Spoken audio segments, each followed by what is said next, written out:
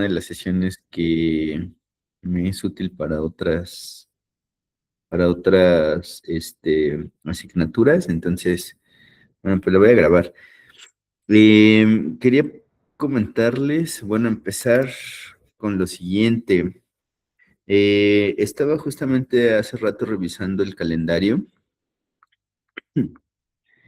y según el calendario de esta semana, ustedes tienen examen el miércoles 8 de abril y el viernes 10 de abril. ¿Es eso correcto o hay una actualización? Sí, doctor, es correcto. Bueno, y si eso es correcto, entonces quiere decir que el único día de la semana que nos vemos es hoy, ¿verdad? Sí, doctor. Bueno, pues eso nos pone en una situación un poco complicada, porque pues tenemos que terminar el temario, pero a pesar de que teóricamente tenemos 2 semanas, pues en realidad solo tendremos una. La siguiente semana, pues como saben, es nuestro examen, entonces tampoco tendríamos clase. La entrega de calificaciones según nuestro calendario es el 16 de abril. ¿Qué día dijimos que iba a ser el examen?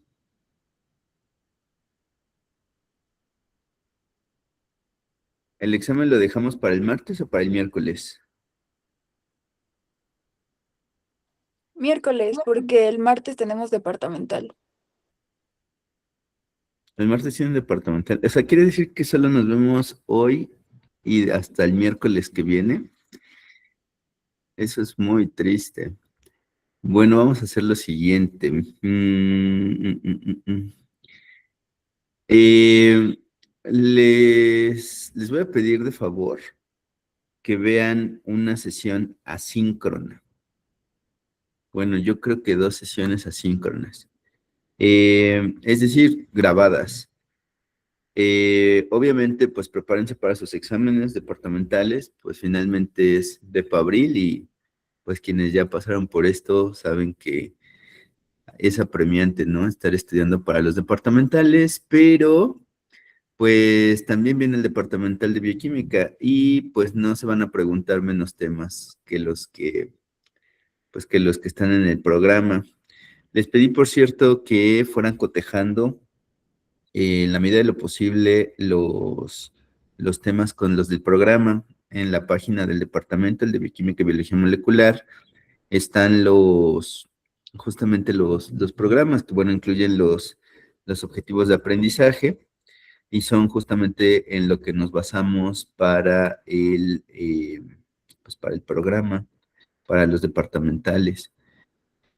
Eh, bueno, voy a comenzar la sesión del día de hoy. Y les voy a pedir nuevamente a los que acaban de ingresar que pues vean de manera asíncrona. Van a ser yo creo que 2 sesiones, justamente la que tiene que ver con cáncer. Y el día miércoles de la siguiente semana pues haríamos el examen y esa sería nuestra última actividad evaluable, ¿sale? Entonces, bueno, pues estudien mucho para esto. Me habían pedido, por cierto, una guía de estudios. Sin problemas se las paso, pero les recomiendo ampliamente que si quieren guiar su estudio en algo, sea en el programa del departamento, porque finalmente es lo que se usa para el diseño de los exámenes departamentales. Bueno. Dicho eso, entonces ya no nos vamos a ver una semana completa, entonces por favor pongan mucha atención y si tienen alguna duda, por favor háganmela saber, ¿vale? Voy a empezar a proyectar.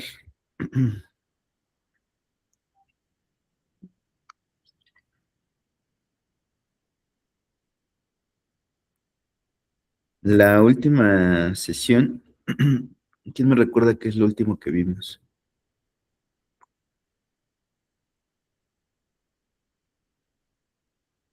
Vimos lo de vectores y eso de los plásmidos. Correcto. Vamos entonces a terminar de ver esta presentación que, bueno, se llama copia de ingeniería genética. la actualicé, entonces si quieren abrirla, bueno, no sé si tengan el link, si no se los comparto aquí a la llamada.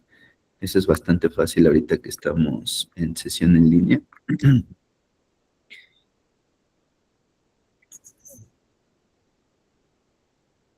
Nada más déjenme cierro una puerta porque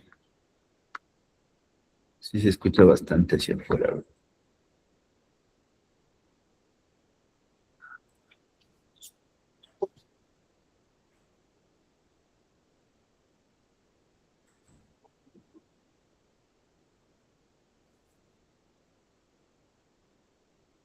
Ok, bueno, entonces estábamos hablando de vectores, justo. O sea, sí ya tiene mucho que no nos vemos porque esto, recuerdo que yo estaba bastante enfermo cuando estaba dando esto. Bueno, eh, había dos tipos de vectores, nada más como un breve resumen. Estaban los vectores de clonación, ¿verdad? Que eran piezas genéticas donde metíamos genes. Aquí está. Ay. Donde metíamos genes heterólogos. Aquí está. Ahí lo ven, ¿verdad? Pantalla completa. Entonces, como un resumen, y más o menos para introducir con lo que estábamos viendo, para conectar con lo que estábamos viendo que existía un área, ¿verdad?, de la biología molecular que se llama ingeniería genética, en la cual, pues lo que hacemos justo son ejercicios de ingeniería, donde nosotros, pues, cortamos y pegamos fragmentos de DNA. También, en su mayoría, a esto le llamamos el DNA recombinante o la tecnología del DNA recombinante, porque justamente se basa en recombinar fragmentos de ácidos de DNA específicamente de orígenes distintos, ¿no? Y yo les platicaba que podíamos conectar, por ejemplo, o podemos ensamblar fragmentos genéticos de DNA bacteriano, viral, de planta, de hongo, de humano, ¿sí? Finalmente, el DNA para todos los seres vivos es químicamente igual, solo que pues obviamente hay modificaciones. Veíamos en el caso de los humanos, por ejemplo, pues que a veces el DNA puede estar acetilado o metilado en función de, pues, bueno, respondiendo, digamos, a ciertos factores ambientales, ¿no? Bueno, el día de hoy vamos a ver justamente que pues esta tecnología, o bueno, aprovechando que el DNA es químicamente equivalente, pues podríamos usar con ciertas técnicas el material genético para lograr hacer ensambles, ¿no? A esto le llamamos ingeniería genética. Y por poner un ejemplo, el proceso de clonación era aquel en el que tomábamos fragmentos de ácidos nucleicos y los poníamos en un vector.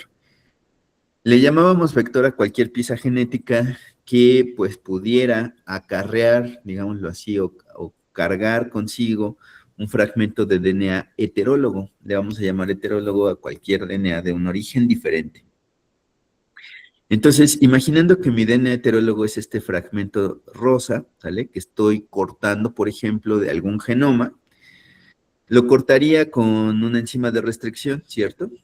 Y esa enzima de restricción, en este caso en particular, SQR1, nos deja extremos cohesivos. Eso significaba que eran extremos que pues tenían, o las dos cadenas son de diferente longitud, por lo tanto, a una de las cadenas le quedan bases sin aparear.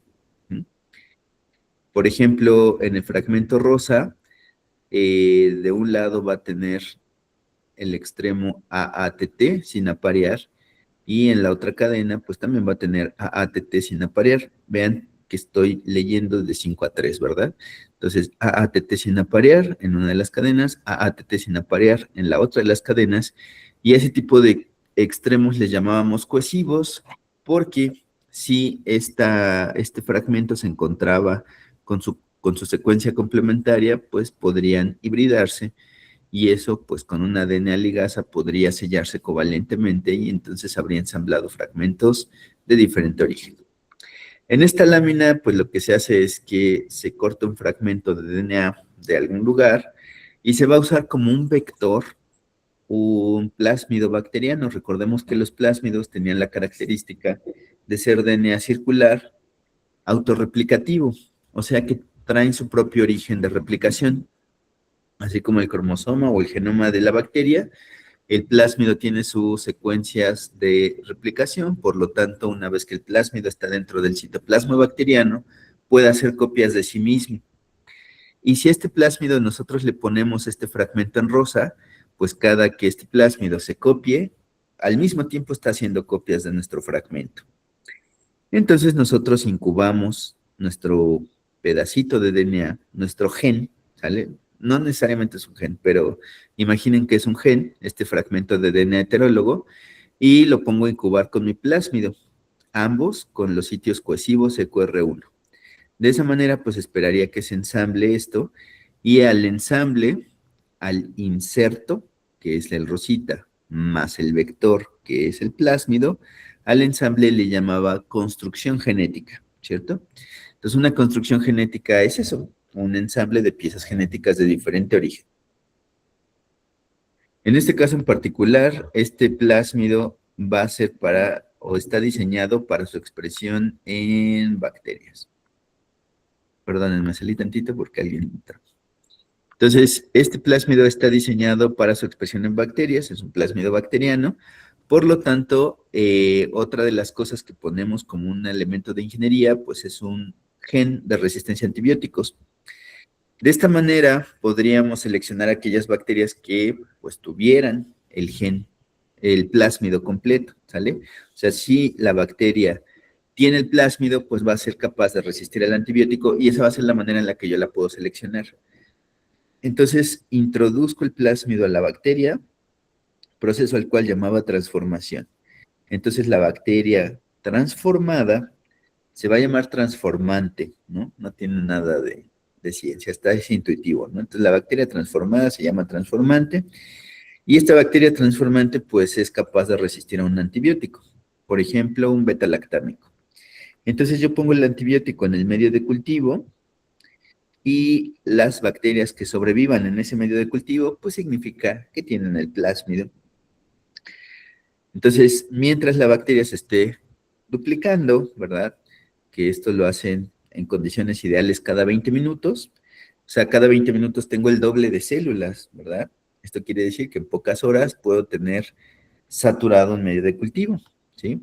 Por ejemplo, si en este momento tuviera una célula, en 20 minutos más tendría 2, y en 20 minutos más tendría 4, y en 20 minutos más tendría 8, en 20 minutos más tendría 16, y así sucesivamente, al doble siempre, de manera que en unas horas tendría millones. Podríamos hacer el cálculo, pero créanme, en unas horas tendríamos millones de bacterias.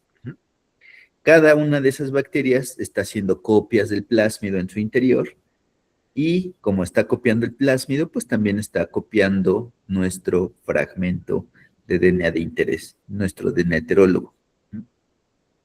Les decía que así es como se hizo, por ejemplo, la vacuna del SARS-CoV-2, ¿verdad? Se hicieron copias del gen de la proteína S del SARS-CoV-2 y luego in vitro, es decir, en condiciones de laboratorio, este se transcribió a un RNA mensajero, que fue el que finalmente nos inyectaron en la vacuna de RNA.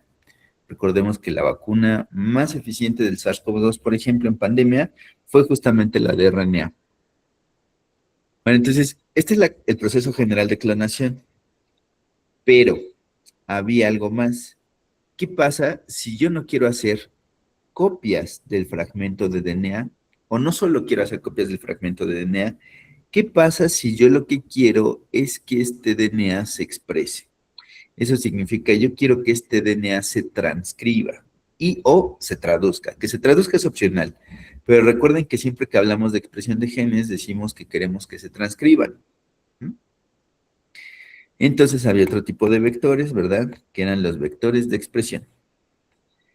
Y entonces un vector de expresión, adicionalmente a todo lo que ya tiene un vector de clonación, por ejemplo, su origen de replicación, por ejemplo, su gen de selección, por ejemplo, su sitio múltiple de clonación, ¿verdad? Que es donde va a ir nuestro DNA heterólogo, pues el vector de expresión también va a tener un sitio promotor.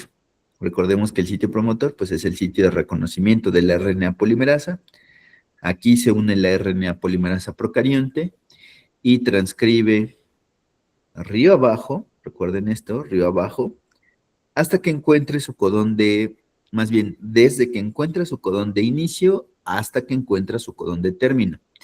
¿Sale? Entonces, en un vector de expresión vamos a encontrar elementos adicionales, por ejemplo, el sitio promotor de unión a la RNA polimerasa, y si hay un sitio promotor, pues tiene que haber un sitio terminador. Entonces, con esto nosotros le damos instrucciones a la ADN polimerasa. Queremos que te unas aquí y que termines acá. Y vas a transcribir todo lo que encuentres en medio que sea un marco de lectura abierto. Es decir, que empiece con un ATG y termine con un TGA, TAA, TAG.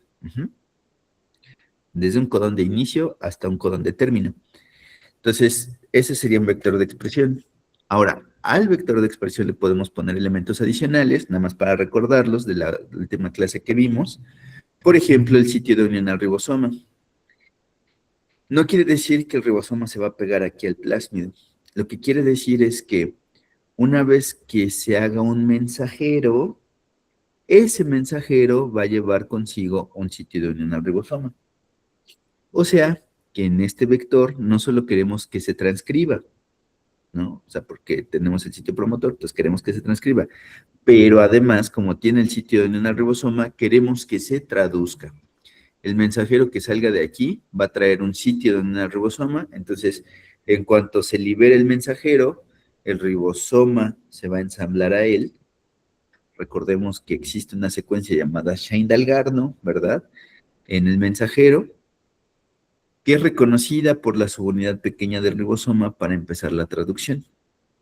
Entonces, pues es eso, es la secuencia Shine-Dalgarno, literal, este sitio en el ribosoma, se transcribe, se libera el mensajero, se ensambla el ribosoma, y entonces no solo estamos asegurando que este fragmento que insertamos se copie, estamos asegurando también que ese fragmento que insertamos se transcriba, y que ese fragmento que insertamos se traduzca.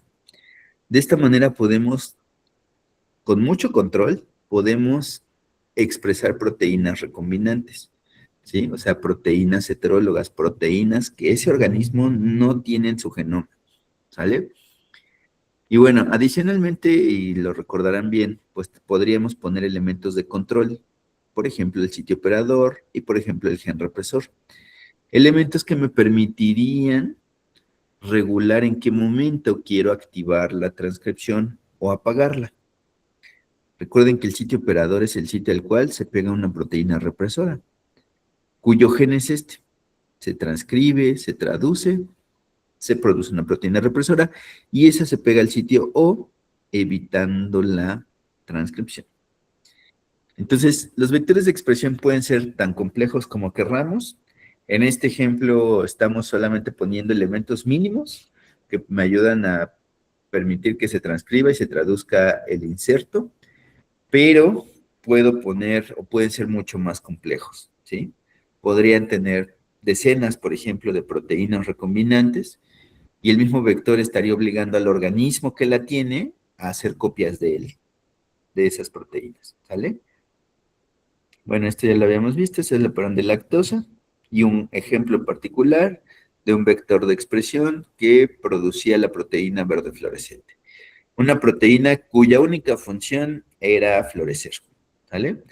Entonces, si yo tengo un vector de expresión, transformo una bacteria, en este caso una bacteria, puede ser cualquier otro tipo de células, ahorita hablamos de otros tipos de células, pero en el caso más sencillo, pues es una bacteria. Transformo una bacteria y la bacteria pues va a hacer copias del plásmido, pero vean que no está expresando la proteína hasta un proceso adicional que yo llamaré inducción.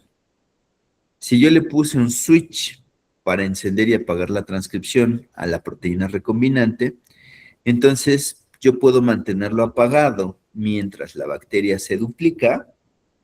De esa manera no le produzco ningún estrés. Recuerden que ya está haciéndole frente a un antibiótico, porque eso era nuestro método de selección. Entonces la bacteria, pues de por sí ya está estresada, porque está creciendo en un medio con antibiótico, Y pues yo no le puedo pedir exactamente en ese momento que además produzca mi proteína de interés. Yo voy a dejar primero que la bacteria prolifere, que sature el medio de cultivo tal vez, y en ese momento yo le voy a pedir a todas las células del medio de cultivo que empiecen a transcribir y a traducir mi proteína. A ese proceso se le llama inducción y hay diferentes switches, digámoslo así, que responden a diferentes inductores. En el ejemplo de aquí, por ejemplo, aquí hemos usado el operador y el represor de lactosa, por lo tanto la transcripción responde a lactosa, y entonces, pues si yo agrego lactosa al medio de cultivo, entonces la bacteria va a producir grandes cantidades de proteína, ¿no? Lo último que veíamos de eso es que de esa manera se habían producido muchas proteínas que se usan en la farmacia, bueno, como agentes terapéuticos. Yo podría producir proteínas humanas en bacterias, por ejemplo, y eso pues reduciría los costos de producción, además de que podría tener grandes cantidades de esa proteína recombinante. Y bueno, pues ejemplos eran estos de la tabla, ¿sale? El que maneja justamente su programa es la insulina. Es un ejemplo muy interesante de proteína recombinante que se produce en bacterias. Entonces nosotros ponemos en un vector de expresión el gen de la insulina se transcribe, se traduce en una bacteria, y una bacteria no tiene por qué producir insulina, pero pues la bacteria es nuestra fábrica o nuestra biofábrica, llamémosle así, para tener grandes cantidades de insulina.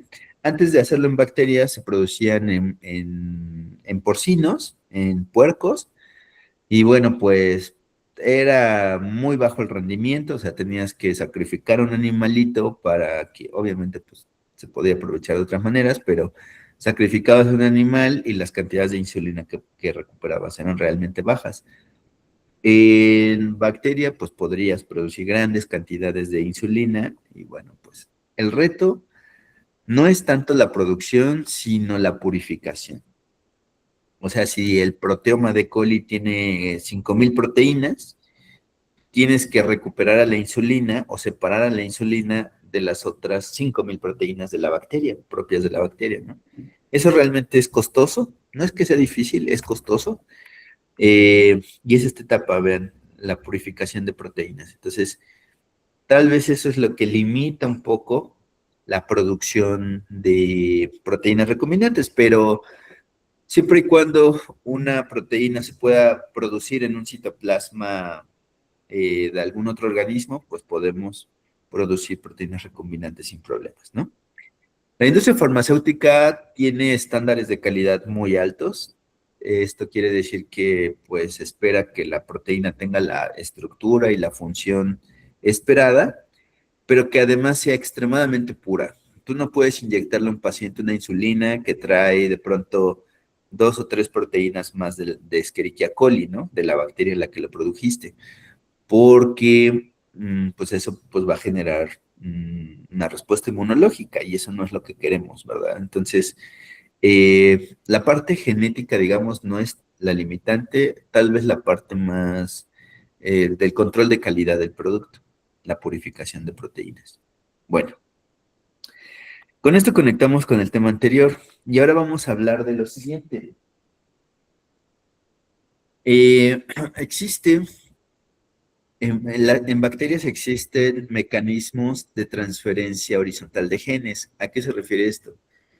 Bueno, nosotros dijimos que en el laboratorio podemos transformar una bacteria. Tú tienes una bacteria, tienes un plásmido y la transformas. Es decir, obligas a que ingrese el plásmido al interior de la bacteria. Proceso que se llama transformación, ¿verdad? Bueno, aquí se ve la transformación.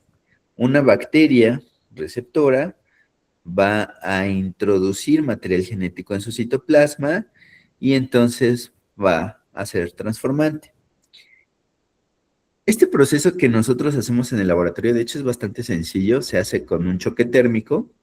Nosotros, bueno, con un choque térmico o con un choque eléctrico, nosotros podemos cambiarle drásticamente la temperatura a la bacteria y eso hace que las membranas se desestabilicen lo suficiente para que ingrese el plasma. o le hacemos un choque eléctrico, es decir, le damos un toque fuerte a la bacteria, le hacemos pasar una corriente eléctrica, abre los poros de la membrana y entra el plásmido, ¿no? Entonces, tanto por choque térmico como por choque eléctrico, nosotros desestabilizamos momentáneamente las membranas y logramos que entre el plásmido.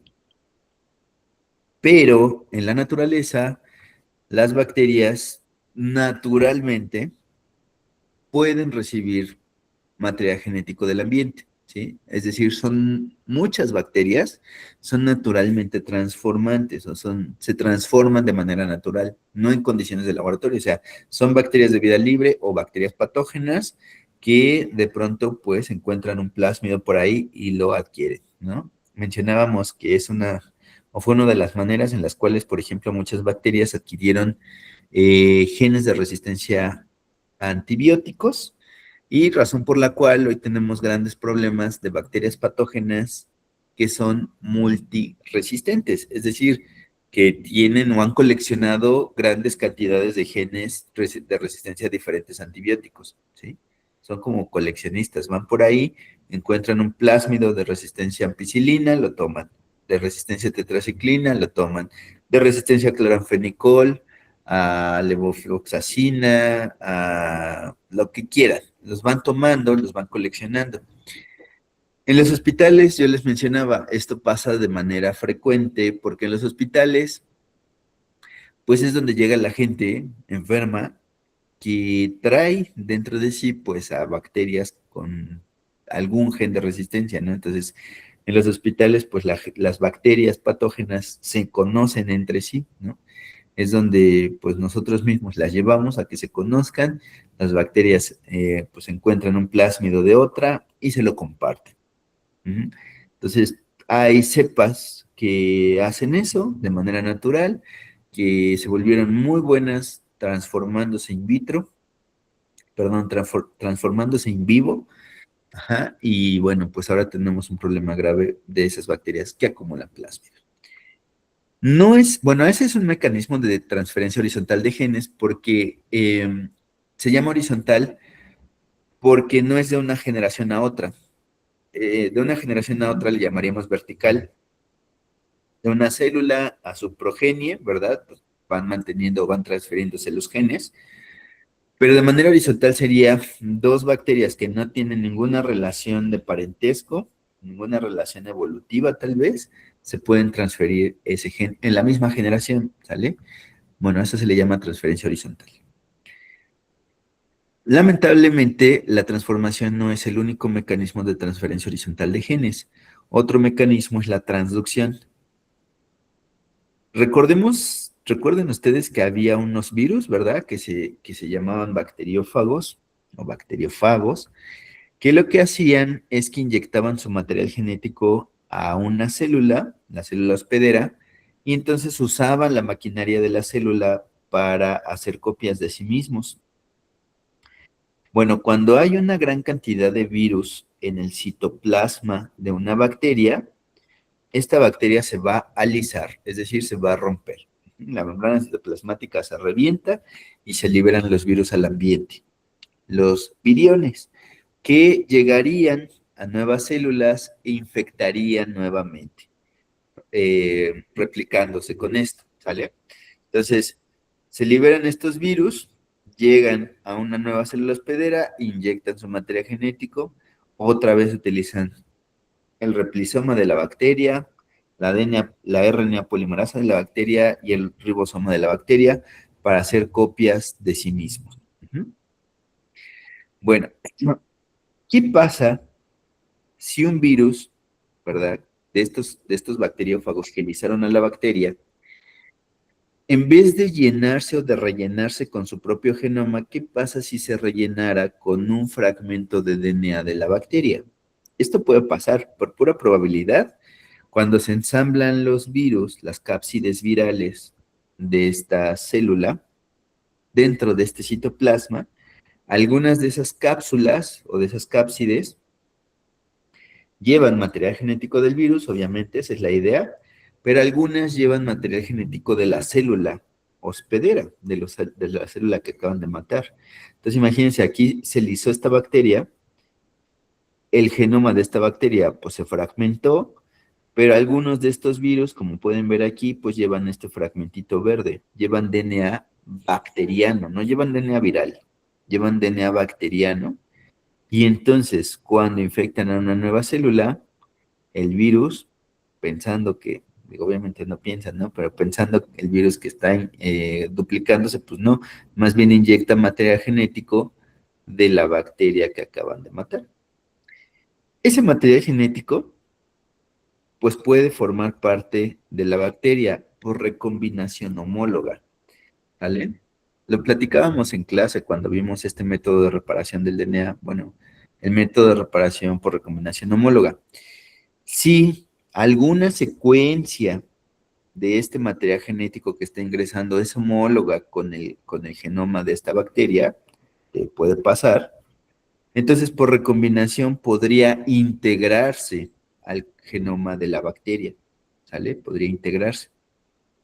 A ese proceso en el cual el virus, digamos, es el vector del material genético que se va a integrar, le llamamos transducción. Entonces, la transducción es un mecanismo de transferencia horizontal de genes, donde DNA de una bacteria pasa a otra bacteria mediante un bacteriófago, ¿vale? Y la bacteria que recibe ese material genético, pues se va a llamar transductante. Entonces, puede que les pregunten esto. Diferencias, por ejemplo, entre transformante y transductante. Pues es el mecanismo de transferencia horizontal de genes. Transformante, pues es que la bacteria encontró el DNA por ahí nadando. Y transductante, pues es el que incorpora el material genético. Fíjense que esa es parte importante de la definición. Incorpora el material genético a su genoma mediante la incorporación por un bacteriófago. Bueno, y todavía hay un tercer mecanismo de transferencia horizontal de genes, que es la conjugación. Otro mecanismo por el que las bacterias pueden transferirse material genético, pues es la conjugación, y se refiere a que una bacteria que tiene un plásmido, ¿vale? Ya tiene un plásmido, esta bacteria es capaz de transferir su plásmido a un nuevo citoplasma, ¿vale? Este es bastante interesante, este mecanismo, porque el plásmido que tiene la bacteria se llama plásmido F, no creo que esto se los pregunten, simplemente ahí está el dato, se llama plásmido F, y es un plásmido especial. No solamente tiene, o sea, no solamente es un elemento de replicación autónoma como cualquier otro plásmido, sino que contiene dentro genes para producir esta estructura con la cual pueden transferirse al nuevo citoplasma, ¿sale? Es decir, los genes que tiene este plásmido sirven para transferirse a otra célula, ¿sí? Ni más ni menos. O sea, no le dan otra ventaja adaptativa a la bacteria. De pronto sí pueden tener algún gen de resistencia a antibióticos, pero lo principal de este plásmido es que tengan los genes para producir esta estructura para que se pueda pasar a un nuevo citoplasma. Como si fuera un tipo de patógeno, ¿sale? ¿Saben? Así como el virus que transfiere su material genético de célula a célula, este plásmido contiene los genes para seguir pasándose entre diferentes citoplasmas, como si el plásmido se estuviera duplicando, ¿no? Como si fuera un ser vivo más, un patógeno más. Bueno, este plásmido es muy interesante, se llama F, y la estructura que da origen, este puente o este tunelito por el cual va a pasar el plásmido, se llama pili sexual.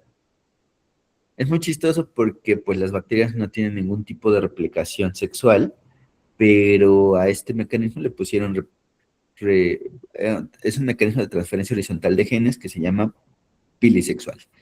Ajá, entonces, se produce este puente entre los citoplasmas, el plásmido se transfiere a la nueva célula y la nueva célula ahora le vamos a llamar transconjugante, ¿vale? El mecanismo se llama conjugación, la célula que recibe el plásmido se llama transconjugante, y como tiene el plásmido que tiene los genes para hacer otro pili, esta nueva bacteria ahora puede seguir produciendo el pili sexual y puede seguir transfiriendo su material genético, específicamente su plásmido, a otras bacterias. Entonces, a las bacterias les gusta mucho eso de transferirse el material genético horizontalmente, ¿sale? Y eso es un grave problema de salud. Bueno, esta es una caricatura muy viejita y la pongo, no porque sea chistosa, ya no es chistosa en realidad, pero pues para que se den cuenta que llevamos mucho tiempo, llevamos al menos 50 años usando esta técnica en el laboratorio de biología molecular, la transformación bacteriana, y la usamos para muchas cosas, para producir DNA recombinante, para producir proteínas recombinantes, o como en el caso de la vacuna del SARS-CoV-2, para producir RNA recombinante. Entonces, bueno, las bacterias resultaron ser un organismo, un modelo muy interesante, y solamente les voy a poner un ejemplo. Esto no es pregunta de examen departamental, solamente es un ejemplo. Fíjense, esta es una bacteria especial, es E. coli, pero es una cepa especial que sirve solamente para producir proteínas recombinantes. Fíjense, ya la transformamos. A esta bacteria de aquí ya le metimos un vector de expresión, pero no cualquier vector de expresión. Aquí nos dicen que es un vector de expresión que se llama T7. El vector de expresión T7 se llama así porque tiene un promotor que se llama T7. Y si tiene un promotor T7, pues también tiene un terminador T7. ¿Vale? Entonces, ¿qué característica tiene el promotor y el terminador? Que son extremadamente afines por una RNA polimerasa. Esa RNA polimerasa o el gen de esa RNA polimerasa está en el genoma de esta E. coli. Esta E. coli ya fue modificada genéticamente y dentro va a tener ese gen de la RNA polimerasa. Entonces, cuando la RNA polimerasa se transcriba y se traduzca, de inmediato se va a pegar al sitio promotor T7.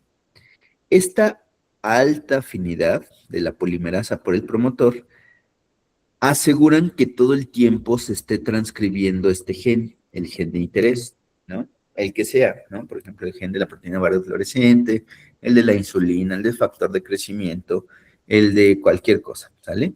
Entonces, esta combinación del promotor T7 con la polimerasa T7 aseguran que todo el tiempo se esté transcribiendo el mensajero. Y como tiene un sitio de unión al ribosoma, pues aquí vemos a los ribosomas ya pegaditos, serían estos rojos, y están produciendo altas cantidades de proteína. Pero los tiempos de vida de un mensajero son realmente cortos en cualquier citoplasma.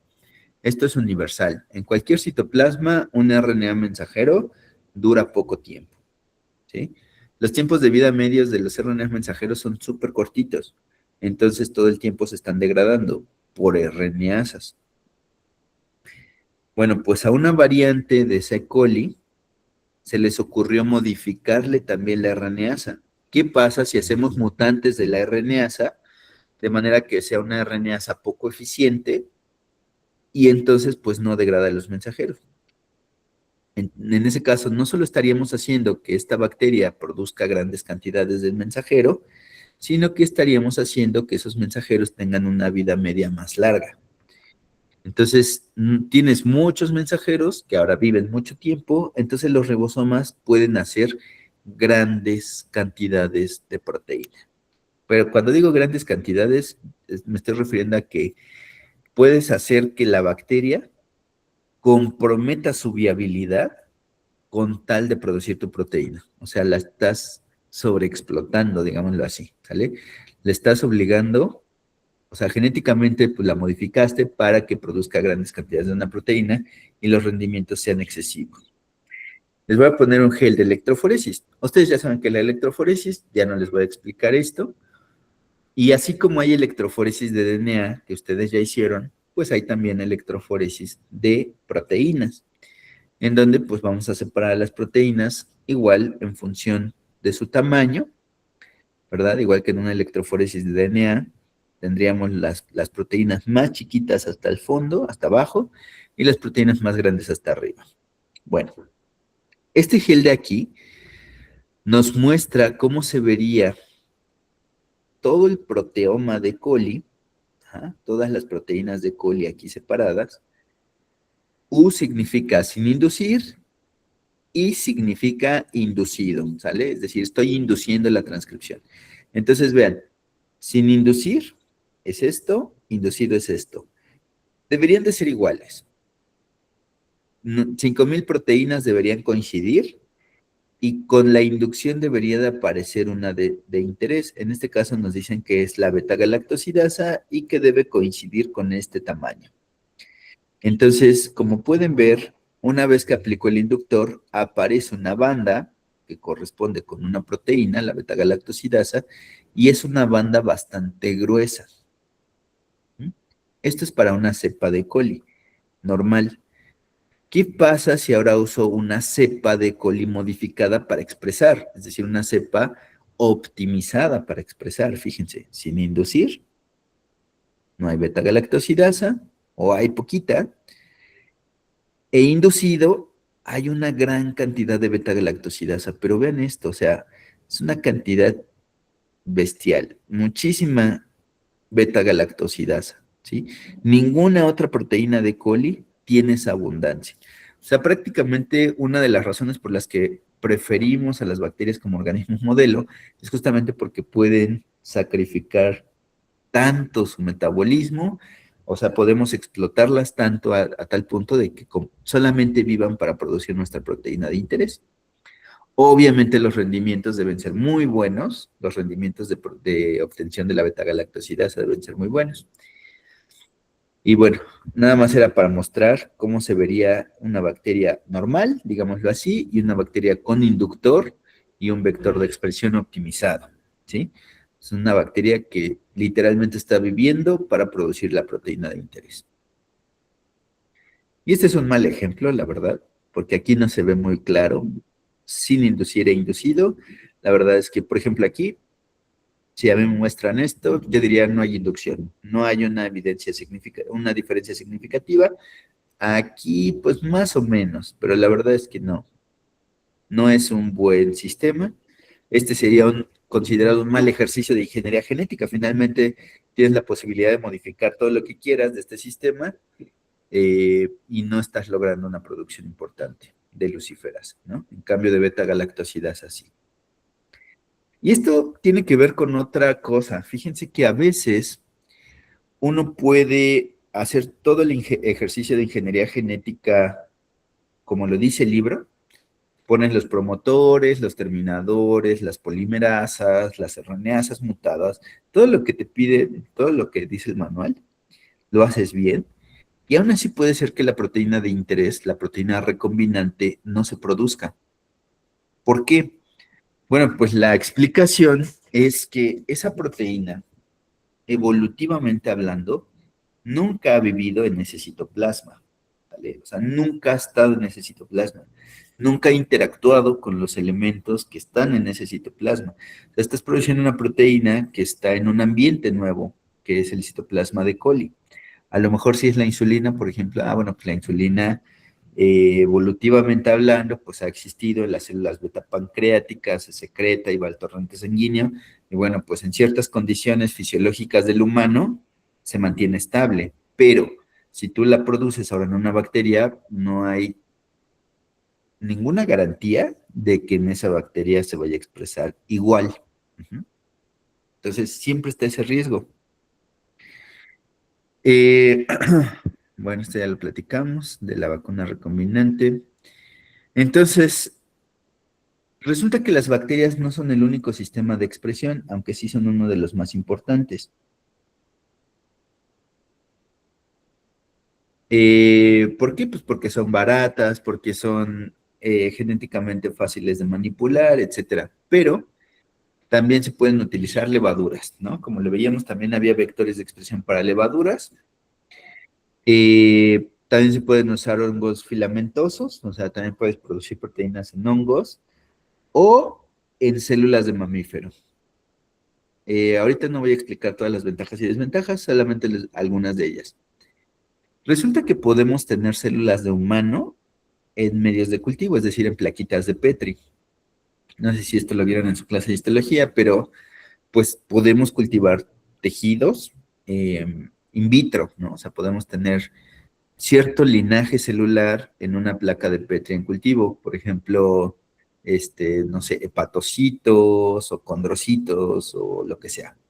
Tú puedes tener ese tipo de células en una placa de Petri, un medio de cultivo, y bueno, pues hay muchas tecnologías asociadas a esto, por ejemplo, la tecnología de la ingeniería de tejidos, donde si tú puedes cultivar cierto tipo celular in vitro, pues podrías intentar hacer tejidos, ¿no? Para trasplante, por ejemplo, u órganos completos, ¿no? Eso es muy difícil, pero se está intentando. Bueno, ahora imagínense que lo que ustedes quieren simplemente es tener un tipo de células humanas para producir una proteína recombinante ahí. Entonces tú modificas genéticamente esas células humanas. Ojo aquí, no están modificando a un organismo, no están modificando a ningún humano, están modificando células de humano. Eso legalmente sí es permitido. Modificar al humano no, pero las células en cultivo sí. Entonces, tú puedes modificar genéticamente esas células en cultivo para que se produzca una proteína en particular. Por ejemplo, a través de la insulina. Imagínense que tienen un cultivo de células beta pancreáticas y pues las modifican genéticamente para que sobreexpresen la producción de insulina. Bueno, estarán de acuerdo que esa insulina se va a expresar. A diferencia de este gel horrendo de aquí, están produciendo insulina en las condiciones donde naturalmente se produce la insulina, que es dentro de las células beta pancreáticas. Entonces, esa proteína recombinante debería de funcionar perfecto. Y la verdad es que sí. El único problema es que cultivar células de humano es caro, muy, muy caro y no alcanzaría, ¿verdad? El tiempo, ni el dinero, ni la infraestructura para producir insulina de esa manera. De hecho, es más barato a veces lo del cerdito, de extraerle la insulina, que cultivar células de humano para extraerla de ahí. Pero bueno, es una alternativa, funciona, solo que es muy caro.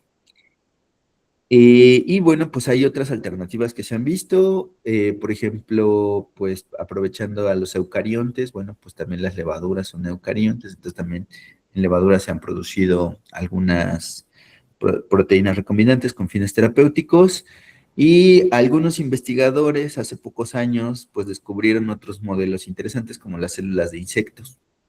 Resulta que las células de insectos, o sea, no el insecto como tal, sino igual de otra vez sus células en cultivo, en una plaquita Petri, pues crecen más rápido, son más baratas, nutricionalmente menos exigentes y pueden producir grandes cantidades de una proteína recombinante. No está aquí en esta tabla, pero también hay producción de proteínas recombinantes en algas y en plantas. Es raro, imagínense producir insulina en una planta, ¿no? Pero se podría, o sea, tecnológicamente es alcanzable.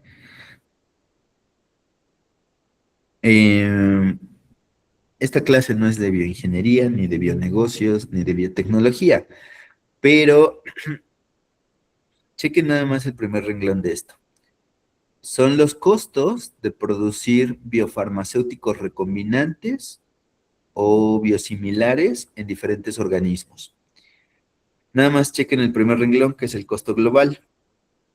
Nos dice que producir biofarmacéuticos recombinantes en bacterias tiene un costo global bajo, ¿vale? O sea, barato.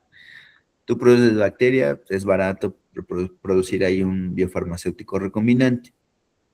En un hongo, pues es medio, ya sea una levadura o un hongo filamentoso, pues es un poquito más caro. En células de mamífero, como ahorita lo veíamos, en células en cultivo, pues es alto, es un costo elevado. Obviamente garantizas más la calidad del producto, pero es elevado. En animales transgénicos es elevado también, o sea, si tú a un animalito lo obligas a producir en sus células alguna proteína recombinante, pues eso es relativamente caro. Yo más diría que muy caro. Y en muchos casos es legalmente difícil, o por no decir ilegal, ¿no? O sea, eso de tener animales transgénicos para la producción de ciertos productos biofarmacéuticos se hace con fines de investigación, pero no con fines de producción. O sea, no lo estamos haciendo a escala con esa finalidad. Pero hay un problema. Las plantas transgénicas, dice aquí, es un costo muy bajo. Fíjense que no dice bajo como las bacterias, dice muy bajo. Es decir, que probablemente el organismo más económico para la producción de proteínas recombinantes sean las plantas. Y de aquí vienen muchas propuestas bien interesantes, por ejemplo, algo que van a escuchar en un futuro cercano, que son los alimentos funcionales.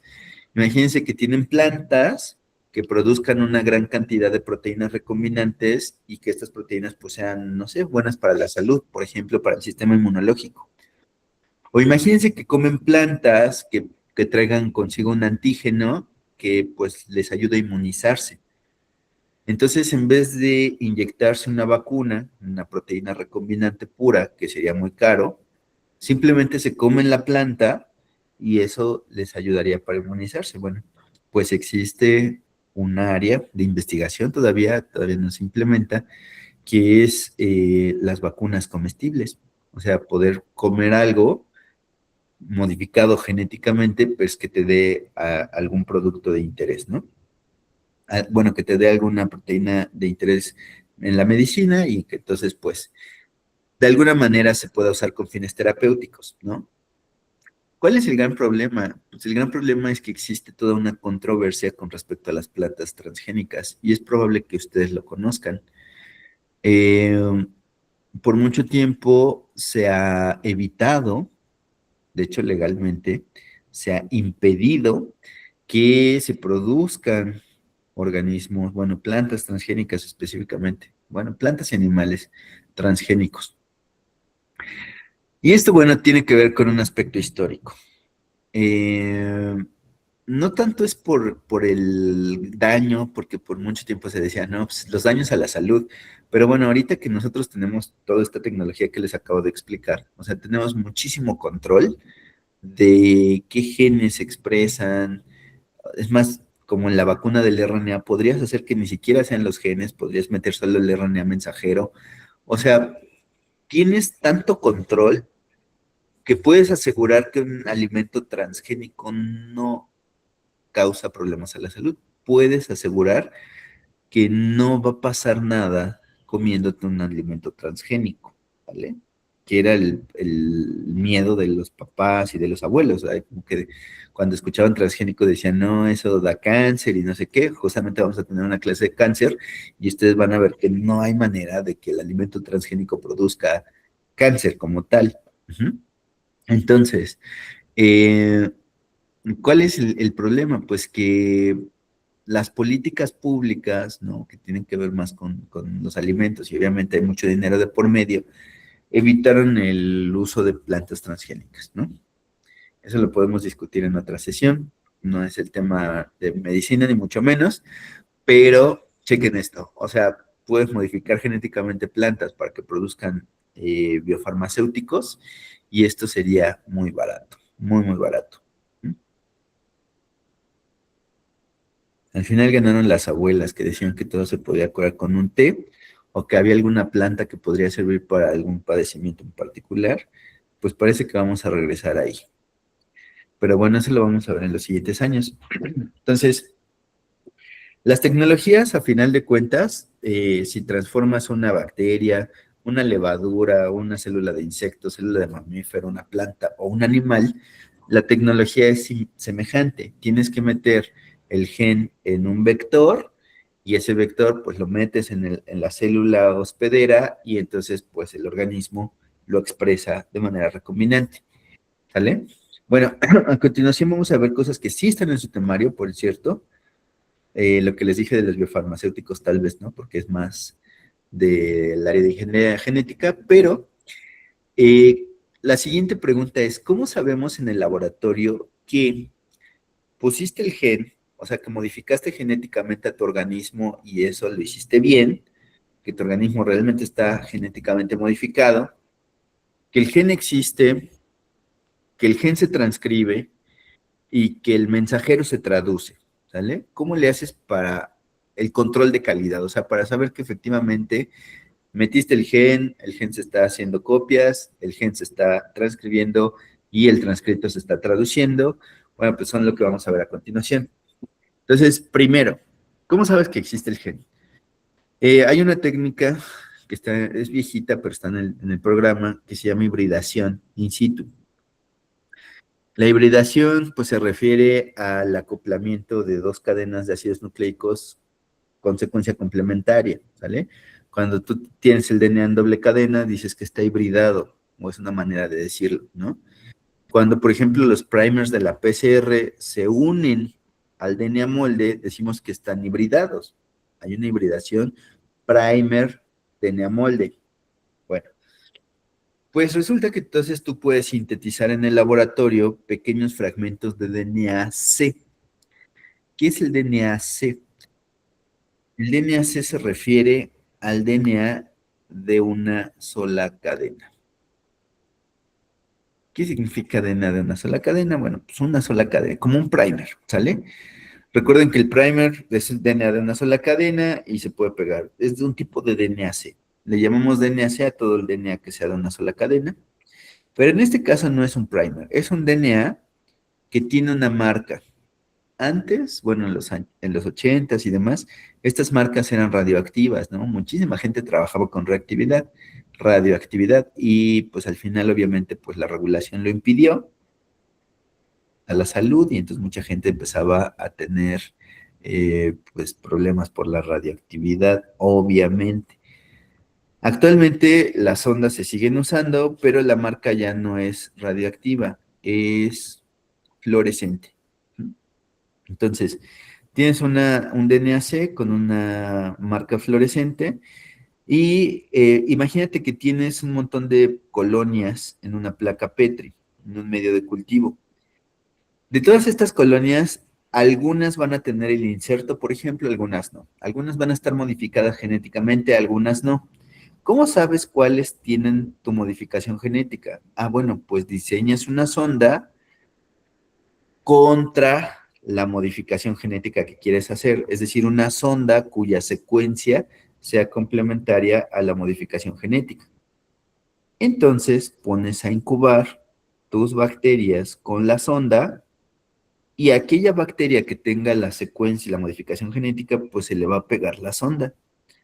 Entonces tú revelas, es decir, haces un negativo de la placa Petri como un tipo de sello donde tienes la sonda y buscas la fluorescencia. Si encuentras fluorescencia, por ejemplo, en una de las colonias, sabes que esa colonia en particular tiene la modificación genética que quieres y no las otras. Solo esta colonia tiene la secuencia complementaria de la sonda, ¿sale? Entonces, a eso le llamamos hibridación in situ. Estás hibridando una sonda con DNA que trae esas colonias y solamente hibridó con el DNA de una de ellas. Entonces, tú sabes que esa colonia tiene la modificación genética que quieres. Con esto compruebas de alguna manera que modificaste genéticamente, a lo mejor no a todas las colonias, pero a esta en particular sí. Esta en particular tiene la modificación genética que tú quieres. El gen de la insulina existe, por ejemplo, en esta colonia, entonces simplemente la aíslas y ya sabes que esa bacteria trae el gen de la insulina. Bueno, una variante de esto se le llamó el blotting.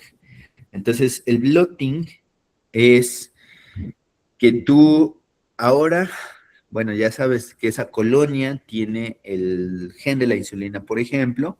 Ahora lo que vas a hacer es un gel de agarosa, una electroforesis. Si es de agarosa, entonces sabemos que es para DNA. La electroforesis de proteínas, por cierto, no se hace con agarosa. Por si se los llegaran a preguntar, la agarosa es solamente para electroforesis de DNA o de ácidos nucleicos, también podría ser para RNA, Y la electroforesis de proteínas se hacen con otro polímero que se llama acrilamida. Entonces, cuando vean gel de agarosa, pues está separando ácidos nucleicos, DNA o RNA. Cuando vean gel de acrilamida o poliacrilamida, pues está separando proteínas, ¿vale? Bueno, en este caso se están separando fragmentos de DNA y dice, le extraemos DNA a la bacteria, los pasamos por una electroforesis y se separan todos los fragmentos de DNA de la bacteria. Bueno, yo ya sé que esa bacteria tiene el gen de la insulina porque ya vi que hibridó con mi sonda. Ahora voy a hacer que mi sonda hibride con las bandas, con alguna de estas bandas. Quiero saber cuál de todos estos fragmentos de DNA es el que contiene o el gen de la insulina en particular. Entonces, lo que haría sería transferir mis bandas ya separadas de la agarosa a una membrana de nitrocelulosa.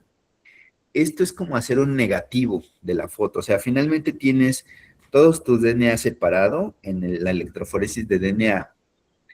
Y en vez de teñirlo, o bueno, además de teñirlo, porque lo puedes teñir como lo hicimos nosotros en el laboratorio, lo que vas a hacer es transferirlo, es pasar un negativo a una matriz de nitrocelulosa. No importa de qué sea, esto no se les van a preguntar. Simplemente es hacer un negativo, hacer una copia de las bandas que se separaron. ¿Para qué? Pues para que este negativo pueda hibridar justamente con mi sonda. ¿Sale? Aquí está mi sonda. Y entonces, cuando yo revele o cuando yo busque la fluorescencia, pues me voy a dar cuenta que solo una de estas bandas va a tener la marca fluorescente. Entonces yo puedo saber cuál de estas bandas es el gen de la insulina, por poner un ejemplo. ¿Sale? Y si yo quisiera rescatar ese gen de la insulina, pues lo puedo cortar. Puedo recortar la agarosa, extraer de ahí el DNA y entonces me quedo con el gen de la insulina, por poner un ejemplo. Puede servir solamente con fines confirmatorios, es decir, yo sé que mi sonda hibridó con esa colonia. Yo sé que entonces esa colonia tiene el gen de la insulina. Y esto sería como otro experimento confirmatorio. Además, yo conozco qué tan largo o tan corto es el gen de la insulina. Es un gen corto. Entonces puedo ver si coincide. Es decir, si la bandita con la que hibridó mi sonda coincide con el peso molecular de la insulina. ¿Vale? Si yo sé que es un gen corto, esperaría que hibridara con una de las bandas de hasta abajo, por poner un ejemplo. Aquí no es la insulina, ¿no? Está hibridando con una de las bandas de arriba. Pero si fuera la insulina, que es una proteína de 53 kilodaltones, o sea, chiquitita, pues entonces, no. De 53 aminoácidos o algo así, es súper chiquitita. Entonces yo esperaría que hibridara con alguna de las bandas de hasta abajo. Si eso es cierto, entonces puedo decir que existe el gen en mi bacteria, ¿sale? Es una prueba confirmatoria. Cuando el blotting se hace para DNA, se va a llamar Southern blot. ¿Cómo se escribe? Así, miren. Southern blot, ¿sale? Cuando el blotting es para el DNA, se va a llamar Southern blot. Y es buscar con una sonda específica un fragmento de DNA específico. ¿Vale? ¿Por qué se llama Southern? Porque así se apellidaba el colega que propuso la técnica. Y después otros colegas propusieron una técnica equivalente, un blotting para RNA, y se les hizo chistoso llamarla Northern, ¿no? Southern pues sería del sur, Northern sería del norte, y Western, que para las proteínas, pues sería del este, ¿no? Entonces se les hizo del oeste, se les hizo chistoso ponerles así como los puntos cardinales, aunque el primer blotting se llamaba Southern por el apellido del colega, no porque fuera del sur, ¿no? Pero bueno, eventualmente se hizo la misma técnica, pero ahora para ver si había RNAs o si había proteínas. Y entonces esto es útil porque ahora uno puede hacer las tres. y puede ver si tenemos primero la modificación genética, segundo, si esa modificación genética se está expresando y si la modificación genética se está transcribiendo y traduciendo, ¿vale? O sea, si tú quieres una proteína recombinante, puedes checar como un control de calidad si existe el gen, si el gen se transcribe y si el transcrito se traduce. ¿Cómo funciona el Northern Blot? Básicamente es igual. El Northern Blot funciona igualito. Separas por electroforesis tus fragmentos de RNA, pones a incubar con transfieres a una matriz de nitrocelulosa y luego pones a incubar con una sonda radioactiva o fluorescente y buscas dónde está justamente tu señal.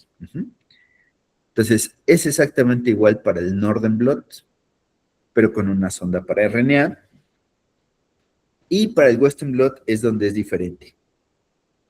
Porque para el DNA y para el RNA, la sonda pues es un fragmentito de DNA que tiene una secuencia complementaria, ya sea al DNA o al mensajero, pero tiene una secuencia complementaria.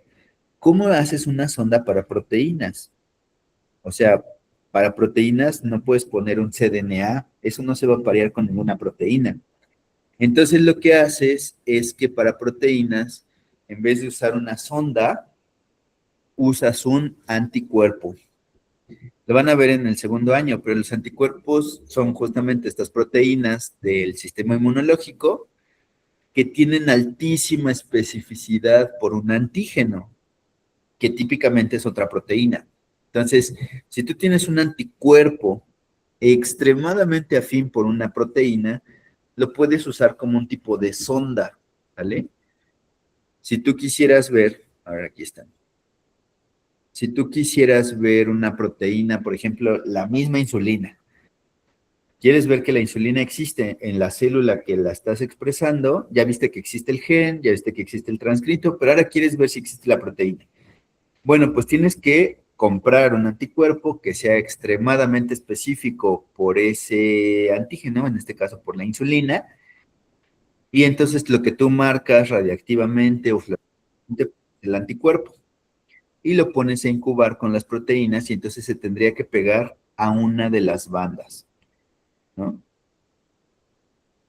El resumen de todo lo que acabamos de decir está aquí, en esta diapositiva. Fíjense, entonces, tú quieres producir una proteína recombinante.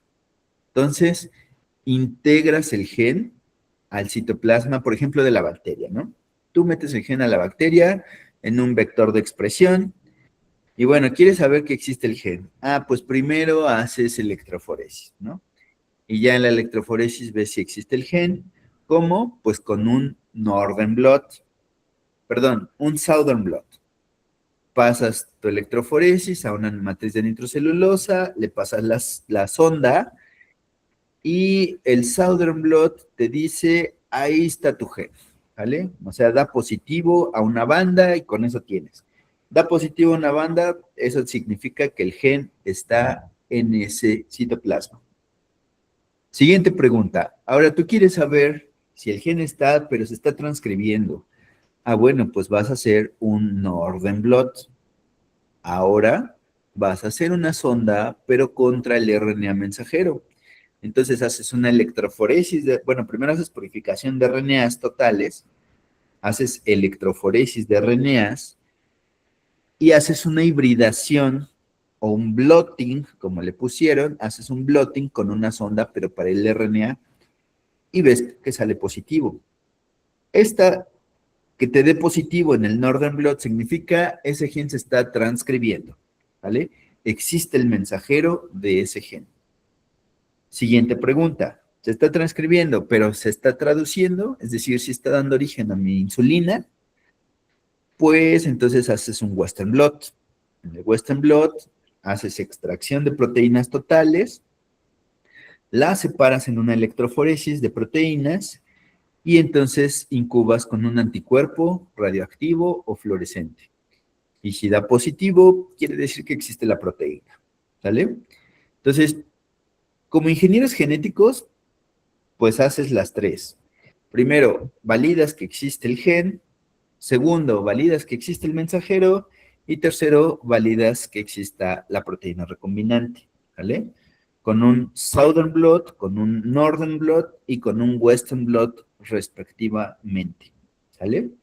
Para eso son, en el caso de las proteínas recombinantes. Ahora, en el diagnóstico molecular también se pueden usar. Por ejemplo, si tú tienes sospecha de una enfermedad de origen genético, ¿no? Sospechas que tu paciente a lo mejor tiene una mutación en la fenilalanina hidroxilasa, ¿verdad? Que es la fenilcetonuria, que ya lo vieron en bloque 3.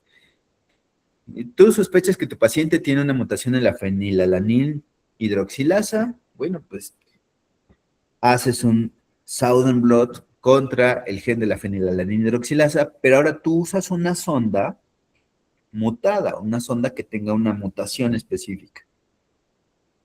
Si la sonda no se pega, quiere decir que tu gen no está mutado. Pero si la sonda se pega, quiere decir que tu gen está mutado. O al revés, puedes hacer la sonda contra el gen normal de la fenilalanina hidroxilasa. Si se pega, tu gen está normal. Pero si no se pega, quiere decir que probablemente haya mutaciones. Entonces, ahí puedes hacer sospechas. O sea, no puedes diagnosticar con precisión cuál es la mutación, pero sí puedes decir que hay una mutación o que el gen está defectuoso, ¿sale? Entonces, con fines de diagnóstico, se puede hacer un Southern blot.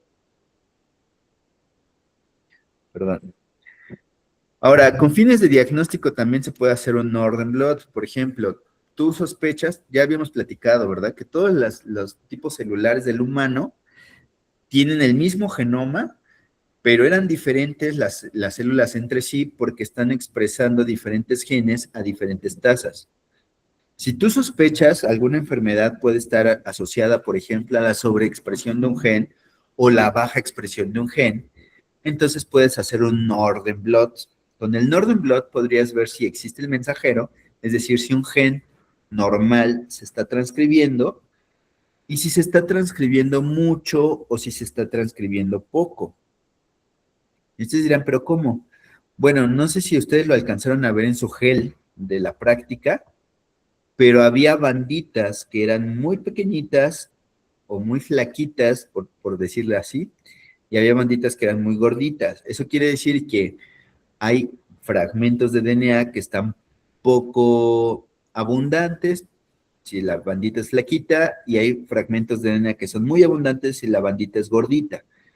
Entonces, tú puedes comparar los patrones de expresión, a lo mejor con una célula que sepas que está sana, de un paciente sano, por ejemplo, le haces el Northern blot para un transcrito en particular y lo comparas con el enfermo, ¿vale? Entonces, si el Northern blot del sano y el Northern blot del enfermo son distintos, quiere decir que el enfermo está expresando más un gen que el sano. Entonces puedes diagnosticar, puedes decir, bueno, pues a este paciente le está fallando la transcripción de un gen, ¿sale? Y finalmente la proteína, ¿no? La proteína, pues sí, también la puedes ver si estás produciendo alguna proteína recombinante, pero también podrías evaluar si pues una persona tiene o no una proteína, ¿no? Si puedes hacer anticuerpos contra la fenilalanina hidroxilasa y si el paciente no da positivo, quiere decir no tiene esa enzima, ¿sale? Eso sería bastante grave, habría que revisar en qué momento, qué mutación hay o qué problema tuvo, ¿sale? Entonces, estos sirven no solo para la producción de una proteína recombinante, sino en el diagnóstico. ¿Quieres ver si tu paciente tiene un gen? ¿Quieres ver si tu paciente tiene un mensajero? ¿Quieres ver si tu paciente tiene una proteína? ¿Sale? También, por ejemplo, si tuvieras un patógeno, ¿no? Un virus. Bueno, pues podrías, por ejemplo, con un Western blot de tu paciente, podrías ver si tiene una proteína viral que se está expresando. O si tiene un mensajero de un virus que se está expresando. A este nivel no lo verías a nivel de mensajero o a nivel de proteína. A nivel de DNA no, porque el virus no necesariamente se integra al genoma del paciente, ¿vale? Y ahorita, bueno, no lo vamos a ver hoy, pero hay virus que tienen genomas de DNA, pero también hay virus que tienen genomas de RNA. Entonces, bueno, tal vez lo mejor para ver si tienes un virus o no, podría ser el Western blot, directamente a nivel de proteína. Si existe la proteína de la cápside, tienes el virus, seguramente. Uh-huh. Hay otras técnicas diagnósticas, las vamos a platicar ahorita, pero esta es una. Y ya nada más antes de cambiar de diapositiva, porque ya me tardé mucho en esta, de aquí vienen las ciencias ómicas, que ustedes van a escuchar también en el futuro, la genómica, ¿verdad? Que era justamente pues el conjunto de todos los genes de un organismo, pero también podríamos estudiar el conjunto de todos los RNAs de un organismo. A eso le llamamos la transcriptómica, ¿vale? Entonces, la transcriptómica sería el conjunto de todos los RNAs de un organismo. Y la proteómica, justamente, que sería el estudio de todas las proteínas de un organismo, ¿vale? Entonces, aparecen las ciencias ómicas con estas técnicas, la genómica, la transcriptómica y la proteómica, ciencias de las cuales van a estar escuchando con mucha regularidad en los siguientes años porque se volvieron muy populares. Y bueno, este es redundante, aquí está. Entonces, nada más recuerden para su departamental, Southern blot para ver si existe un gen mediante la hibridación por una sonda de cDNA, Northern blot para ver si existe un mensajero mediante la hibridación por una sonda de RNA, y Western blot para ver si existe una proteína mediante la hibridación con un anticuerpo, no con una sonda, con un anticuerpo. Listo. Bueno, ¿qué otras cosas se pueden hacer con los cDNAs? Los cDNA son interesantes porque también, bueno, como vimos, se podrían pegar a un mensajero, a un transcrito en general, no solo a un mensajero. Puede ser también un RNA de transferencia, un RNA ribosomal. Entonces a algunos colegas se les ocurrió decir, oye, ¿y si estudias todos los mensajeros de un humano, podrás estudiar todos los mensajeros de un humano con la misma sonda? Y la respuesta es maybe, porque recuerden que los mensajeros de los eucariontes tenían modificaciones post-transcripcionales. Ustedes ya lo pusieron en sus trabajos. Por cierto, muy buenos trabajos los que he estado revisando. Recuerden que una de las modificaciones post-transcripcionales de los eucariontes era el poli-A, ¿verdad? El poli-A en el 3' y el cap en el 5'. Bueno, ¿qué pasa si tuvieras una sonda que fuera poli-T? Ah, pues esa sonda poli-T seguramente se pegaría al poli-A de los mensajeros eucariontes, ¿verdad?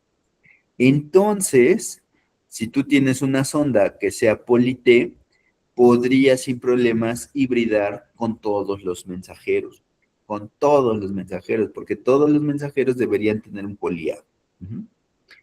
Bueno, ¿para qué sirve esto? Si tú pones una sonda que sea poli-T, pero esto es DNA de una sola cadena, recuerden que esta sonda tiene un extremo 3' OH, ¿verdad? Porque al final es DNA. Entonces una DNA polimerasa podría sintetizar la cadena complementaria al mensajero, ¿sí? Y ustedes dirán, ¿pero para qué harías una copia de DNA del mensajero? Bueno, pues porque así tú puedes tener in vitro, lejos de la célula, a lo mejor a la célula le extrajiste todos los mensajeros. Luego le pusiste la sonda poli-T y luego unas DNAs polimerasas hicieron copias de DNA de tus mensajeros. Bueno, pues ahora podrías hacer PCRs, porque tienes DNA de doble cadena, ¿verdad? Podrías hacer PCRs de esos DNAs y entonces podrías ver si existe o no un mensajero. Con esta técnica de hacer la PCR de algo que viene de los mensajeros, puedes ver si se está expresando o no un mensajero en particular, si existe o no un mensajero en particular, ¿sale? Tú quieres evaluar si existe, por ejemplo, el mensajero de la fosfofructosinasa 1.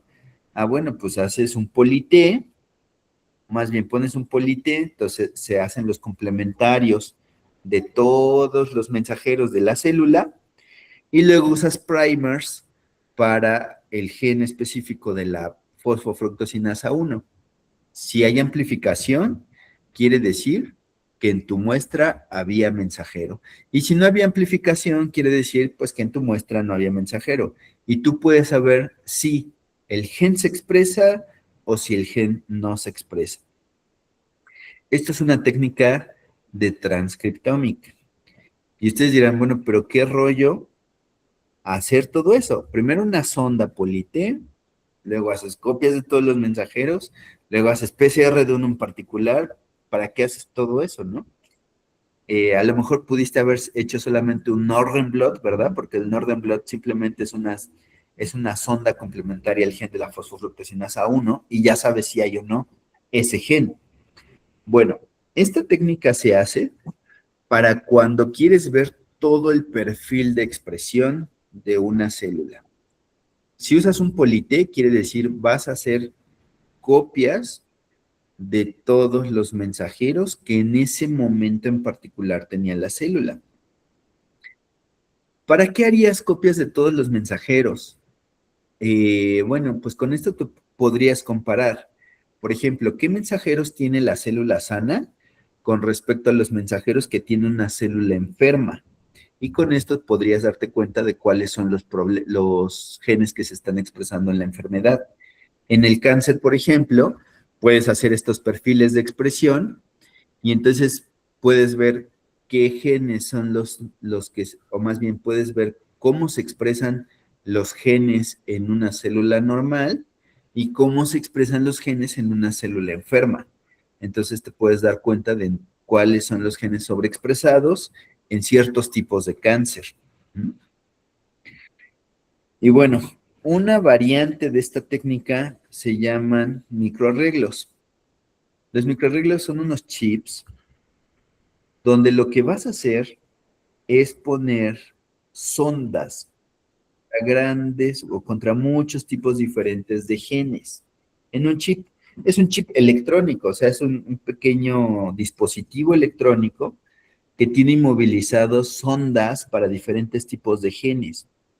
¿Cómo funciona un microarreglo? Bueno, pues lo que haces es que haces pasar la muestra de todos tus transcritos y entonces en aquellos pozos donde hibride con alguna de las ondas, te va a dar un color positivo, un color negativo, ¿sale? Si tienes expresión de este gen o no tienes expresión de este gen, ¿sale? Entonces, los microarreglos son latosos de hacer porque tienes que movilizar grandes cantidades de DNAC en estos chips, pero una vez que ya tienes el chip, pasas una muestra y entonces simplemente ves qué pozos se encienden o qué pozos se apagan o qué pozos se encienden de un color o de otro. Y con esto puedes caracterizar perfiles de expresión. ¿Sale? Amarillitos, puedes decir, pues todos estos se están expresando, rojitos no se están expresando. Pero vean, estás hablando en el humano, por ejemplo, si tenía el humano 25,000 genes, pues estás hablando de 25,000 transcritos. Entonces, los microchips de los microarreglos son unas cosas terribles de analizar, ¿sale? Son estas placas que tienen un montón de puntitos y cada uno de esos puntitos te está hablando de la expresión de un gen en particular. Bueno, ahora imagínense qué hacen este microarreglo para alguien sano y lo comparan contra alguien que tiene cáncer. Bueno, pues debería de haber una diferencia en un puntito, en algún lugar, ¿vale? Entonces, esto obviamente no se analiza a ojo, es muy difícil de hacer a ojo. Hay programas de computadora especializados que pueden hacer el sobrelapamiento de los microarreglos y te pueden evidenciar si hay un transcrito fuera de rango o diferente entre dos muestras, ¿no? Y bueno, todo esto se llama transcriptómica, es el estudio de todos los transcritos. Este CRISPR ya lo platicamos. A ver, déjenme ver si me lo salto. Sí, ya lo platicamos. Recuerden que, bueno, para los que no estaban o no llegaron a esa sesión, CRISPR es una tecnología de ingeniería genética súper interesante porque fue aprovechar el sistema inmunológico de las bacterias para programar una nucleasa. Básicamente, en eso se resume todo. CRISPR-Cas es una nucleasa programable.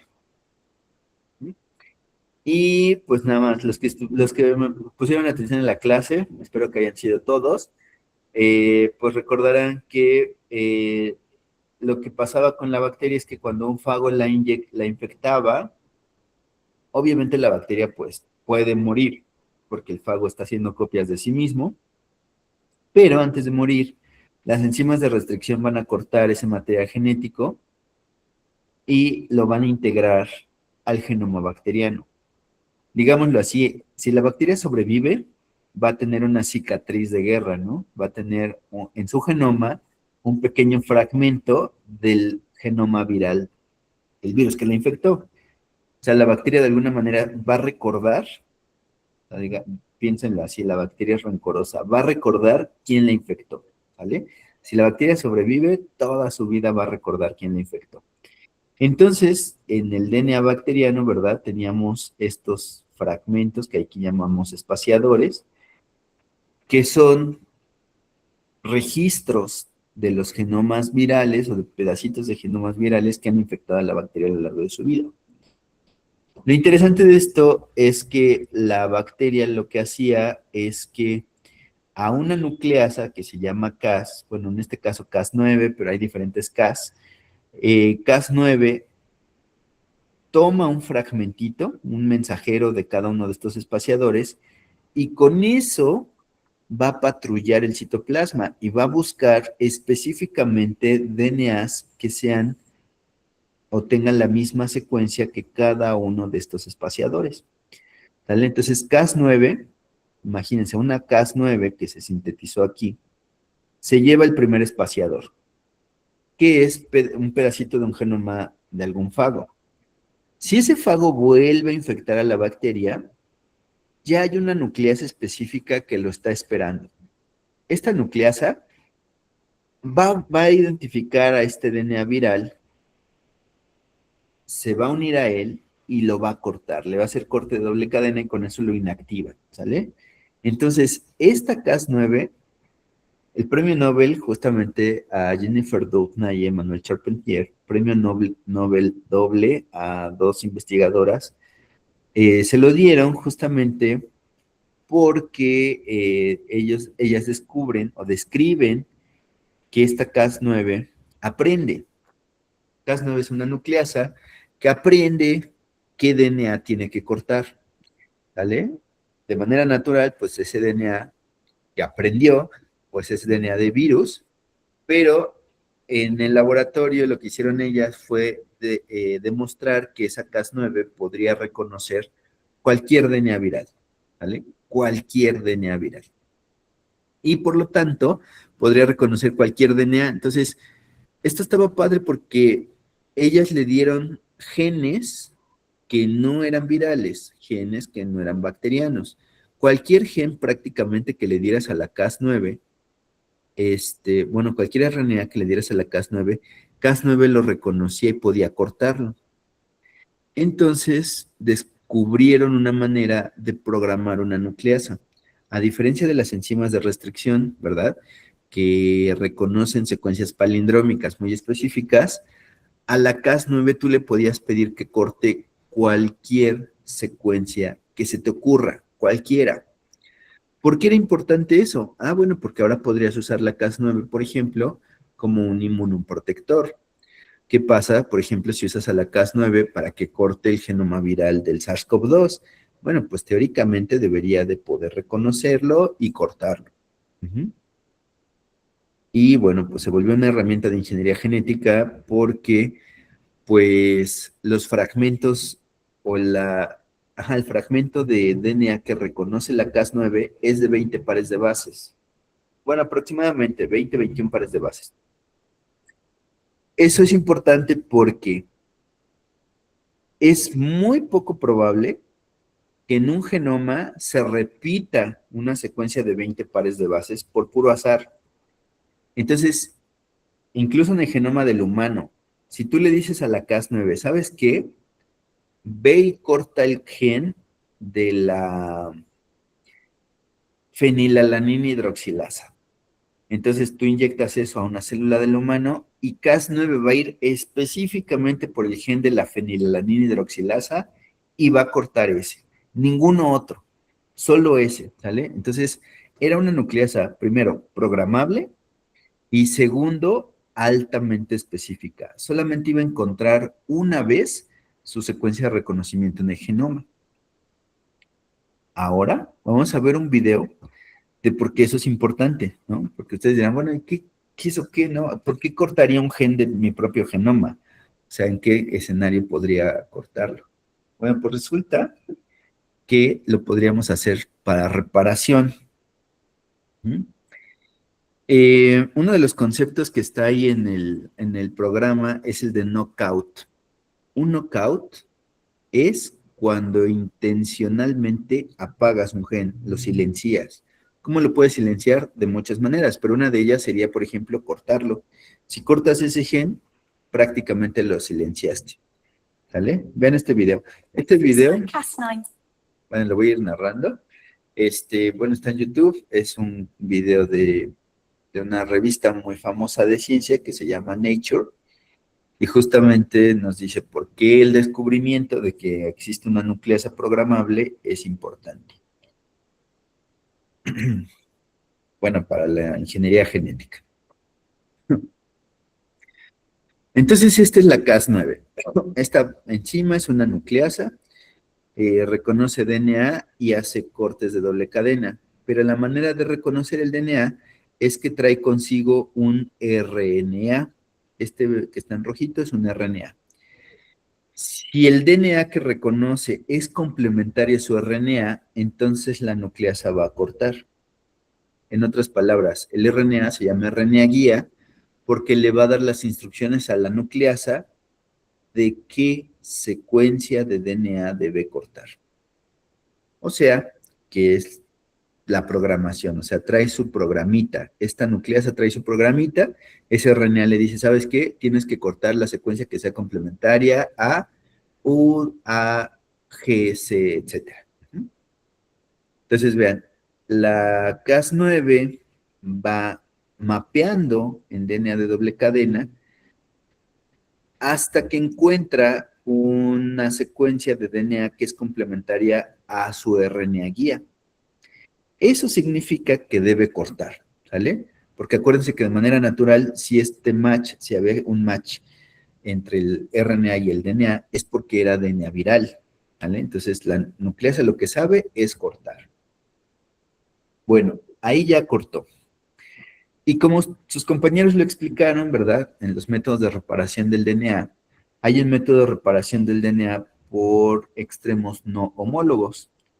Ese mecanismo se da cuenta que el DNA ha sido cortado y entonces vienen las proteínas Q70 y todas las que nos contaron sus compañeros para sellar. ¿Cuál es el problema que nos comentaban sus compañeros? Que cuando se repara un fragmento de DNA que fue cortado, lo más probable es que se pierda información o que se añada información que no, pues al azar. Y eso prácticamente inactiva el gen, ¿sale? Lo que acabamos de ver es un método para inactivar al gen. Entonces, yo podría programar a esta nucleasa Cas9 para que inactive un gen específico, proceso al cual, esto está en su programa, se le llama knockout, ¿sale? Knockout, como el de los boxeadores, ¿no? Entonces, el knockout es literalmente dejaste fuera ese gen, ¿sale? Ese gen quedó apagado. ¿Cómo? Pues primero usaste una nucleasa que específicamente fue a ese gen, le hizo corte de doble cadena y aunque los mecanismos de reparación volvieron a unir las cadenas, pues se perdió información y ese gen quedó inservible, ¿sale? Entonces, CRISPR-Cas9 fue una manera muy eficiente de hacer knockouts. ¿Mm? Entonces, knockout como concepto es cualquier proceso por el cual apagamos un gen. Bueno, ahora chequen esto otro que también está muy interesante. ¿Qué pasaría si lo que nosotros hiciéramos fuera quitar los dominios de nucleasa, ¿no? ¿Cómo quitaríamos los dominios de nucleasa de esta proteína? Vean, la proteína aquí nos muestran en rosita las partes de la enzima que van a cortar el DNA de doble cadena. Bueno, pues podría meterle una mutación, ¿sí? Hay maneras de meter mutación en estos sitios. ¿Cómo puedo meter una mutación sistemáticamente? Pues con una PCR. Usted dirá, ¿pero cómo? ¿Qué pasa si a un primer intencionalmente le cambio una base? El primer se puede seguir pegando. Ya no se va a pegar perfecto porque hay una base que ya no aparea, pero si 20 de 19 bases aparean, entonces el primer se sigue pegando a su DNA molde. Entonces, la DNA polimerasa sigue haciendo copias, pero esas copias van a ser defectuosas porque vienen de un primer que trae un defecto. ¿Vale? Entonces, con PCR de primers defectuosos, llamémosle así, con un primer defectuoso amplifico una PCR y entonces voy a tener copias de un gen defectuosas, pero intencionalmente defectuosas. Imagínense entonces que yo amplifico el gen de la Cas9 con primers defectuosos, de tal manera que yo muto o meto mutaciones en los dominios de nucleasa. Entonces, amplifico el gen de la Cas9, es un gen defectuoso, lo clono en un plásmido y hago que una bacteria produzca Cas9 defectuosas. Bueno, pues ahí está. Esa es la manera de tener una Cas9 que no sea nucleasa. Y uno diría, pero ¿no era la principal función de la Cas9? O sea, ¿no era lo más importante que la Cas9 fuera nucleasa para que pudiera cortar el DNA? De manera natural, eso era el sistema inmunológico de la bacteria, y de manera biotecnológica, esa era la manera de hacer un knockout, ¿verdad? Entonces, ¿por qué le quitarías los dominios de nucleasa? Si eso era lo importante. Bueno, Doudna y Charpentier y otros colegas que no ganaron el Nobel, pero también son importantes, descubrieron que si la Cas9 no tenía dominios de nucleasa, de todos modos, seguía reconociendo una secuencia específica de DNA, ¿vale? De todos modos, seguía reconociendo una secuencia específica de DNA. Y esto era maravilloso. ¿Por qué? Porque de todos modos tenías una manera de que una enzima fuera a una región del DNA en particular. Ahora no quieres que corte el DNA, no quieres hacer un knockout, pero en este ejemplo le fusionan una desaminasa de bases nitrogenadas. Acuérdense que las bases nitrogenadas se parecían mucho entre sí. Si una desaminasa, por ejemplo, quitaba un grupo amino, pues era capaz de cambiar una base por otra. Entonces, si tú le fusionas a la Cas9 una desaminasa, la Cas9 va a llevar esa desaminasa a una secuencia específica del DNA y va a insertar una mutación específica. Esto era interesante porque quiere decir que entonces Cas9 no necesariamente corta, puede ahora ser el vector que reconozca una secuencia del DNA específica y lleve diferentes funciones a esa secuencia. Por ejemplo, a esta le fusionaron una desaminasa y demostraron que podía mutar una secuencia en particular. No noquear el gen, solamente mutar una base.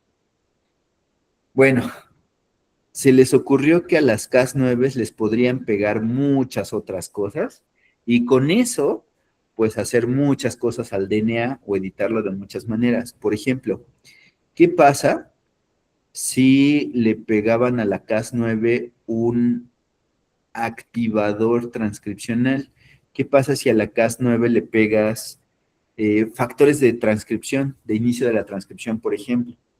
Ah, pues entonces puedes hacer que la Cas9 reclute a la DNA polimerasa, a la RNA polimerasa, en este caso es esta la RNA polimerasa. Entonces, si tú haces una Cas9 que reconozca un sitio promotor y esa Cas9 le pegas factores de transcripción, pues de alguna manera es una forma de activar o de estimular la transcripción de un gen en particular, ¿sí?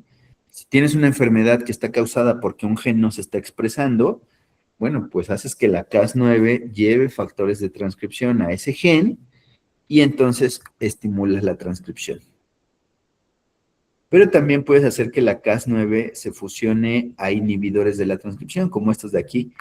Vean, en este caso, viene una RNA polimerasa, pero la Cas9 no la deja unirse al promotor. Entonces, también es una herramienta para silenciar un gen. Si pones a la Cas9 junto con factores de inhibición o represores transcripcionales, bueno, entonces estos represores van a evitar que la RNA polimerasa transcriba un fragmento de DNA en particular. ¿Vale? Ahora, ¿qué pasa si a la Cas9 le pegas una proteína fluorescente? Fíjense entonces que la podrías usar como sonda. En vez de usar un DNA marcado fluorescentemente, ahora usas una Cas9 que reconozca una secuencia en particular y que traiga la señal fluorescente consigo. Y ya, básicamente tienes una sonda. Vean, in vivo, dentro de la célula podrías marcar, por ejemplo, algunas regiones o algún gen en particular si quisieras estudiar su transcripción. Bueno, entonces, por esta razón, esta herramienta se volvió muy importante, porque primero solamente era una nucleasa programable, que por cierto ya era bastante revolucionario, pero después se les ocurrió que a esa nucleasa le podrías poner represores transcripcionales, activadores transcripcionales, proteínas fluorescentes, remodeladores de la cromatina, desaminasas o modificaciones, proteínas que modifican las bases nitrogenadas, etc. La verdad es que fue un premio Nobel impresionante, de esos que muy bien asignados, digámoslo así, ¿sale? Y bueno, pues este es un ejemplo de ingeniería genética, ¿sale? Hasta aquí nos vamos a quedar porque ya se nos acabó el tiempo. No sé si tengan alguna duda de esto que estamos platicando. Todo bien, doctor. Ok, bueno, con esto terminamos la parte de ingeniería genética. Y para los que se conectaron al final, recordarles que les voy a pedir que revisen 2 sesiones asíncronas, ¿sale? O sea, van a estar grabadas, se las pongo en Classroom. Obviamente estudien, lo apremiante es que estudien para sus departamentales, tienen un montón, no nos vamos a ver una semana completa. Y entonces les pido que vean estas sesiones asíncronas y de estos últimos temas o hasta estos últimos temas es de donde va a venir el examen que vamos a realizar el día miércoles. Ya no hay prórroga de examen, no podemos esperarnos un día más para hacer el examen, se tiene que hacer ese día porque se entregan calificaciones el día 17 de abril y pues es lo último, ¿sale? Entonces básicamente ya nos estamos casi despidiendo de esto, ¿verdad? ¿Qué temas faltan? Si ustedes revisan su programa, específicamente faltan virus y oncogenes y el caso clínico 5. ¿Mm? Entonces, eso es lo que vamos a ver de manera síncrona. Les pido de favor que lo revisen porque de verdad que es muy importante, es un tema muy importante. Y con eso terminamos y hasta ahí va a venir el examen del día miércoles. Entonces, pues vayan estudiando de a poquito. Supongo que la Semana Santa tuvieron chance de estudiar un poquito. Pues ya, no les voy a meter tantos más temas, pero con eso terminamos.